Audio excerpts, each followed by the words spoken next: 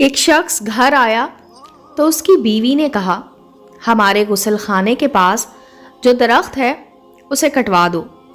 मेरी गैरत गवारा नहीं करती। मैं जब गुसल कर रही हूँ तो परिंदों की नज़र मुझ पर पड़े। वो बीवी की इस बात से बहुत मुतासिर हुआ और दरख्त कटवा दिया। वक्त गुजरता रहा। एक दिन वो खिलाफे मामूल अचानक घर आया तो देखा बीवी किसी गैर मर्द के साथ मशगूल थी। उसे बहुत दुख हुआ। वो अपना घर बार छोड़कर बगदाद चला गया और वहाँ अपना कारोबार शुरू कर लिया।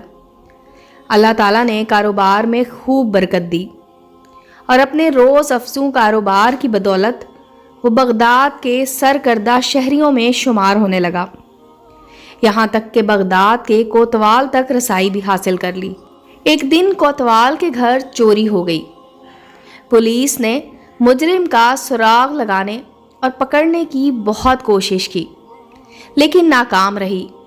उस शख्स ने देखा कि एक शेख का कोतवाल के घर आना जाना है और कोतवाल उनकी बेहद ताज़ीम करता है। लेकिन एक बात उसकी समझ में नहीं आती थी कि शेख आधे पाँव पर चलते हैं, पूरा पाँव ज़मीन पर क्यों नहीं रखते।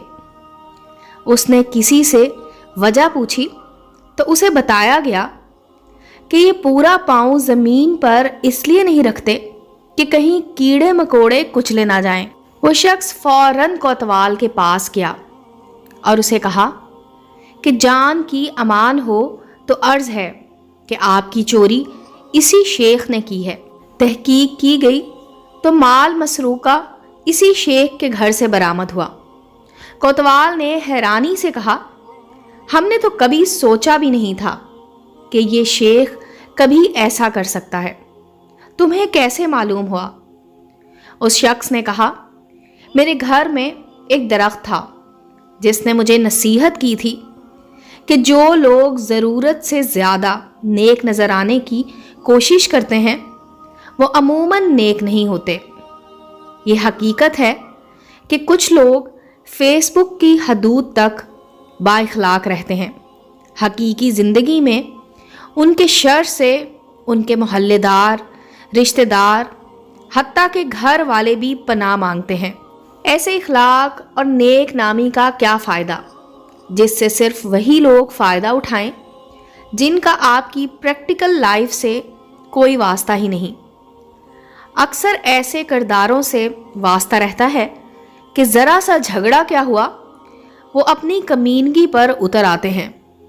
ज़रा सा इख्तलाफ करके देख लें किसी से, अपनी टाइम लाइन पर मौसूफ क्या बने होते हैं और हकीकत में क्या होते हैं।